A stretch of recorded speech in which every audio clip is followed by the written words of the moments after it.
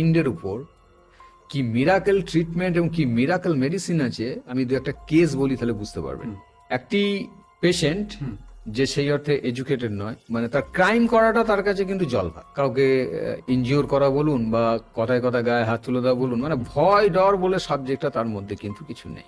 তো সে এরম ধরনের ক্রাইম সে মানে করতেই থাকে, মানে ওটা তার কাছে একটা মানে কি বলবো, যেমন আপনি যে কাজগুলো করি ওটা তার কাছে একটা কাজ। মিসেস এসে বললো যে মিসেস খুবই ভালো সাত্ত্বিক মহিলা, উনি চান যে ওনার এই মতিগতিটা পরিবর্তিত হোক। তো উনি আমার কাছে একটা অন্য প্রবলেমের জন্য নিয়ে এলেন। ওনার একটা ফোড়া হয়েছিল, ফোড়াটা ফাটানোর জন্য, এবং আমাকে উনি আলাদাভাবে বলেছিলেন যে এই ব্যাপার, যদি এটা কিছু করা যায়। আমাদের হোমিওতে মেডিসিন আছে, মেডিসিন দেওয়া হলো এবং তার মাইন্ডে এমন একটা চেঞ্জ এসে গেল। চেঞ্জটা হচ্ছে যে তার মাইন্ডে ক্ল্যারিটিটা ডেভেলপ করে গেল। সেই লোকটাই তো আছে, সে তখন ওই কাজগুলো যে ঠিক নয় ওইটা কিন্তু বুঝতে পারলো।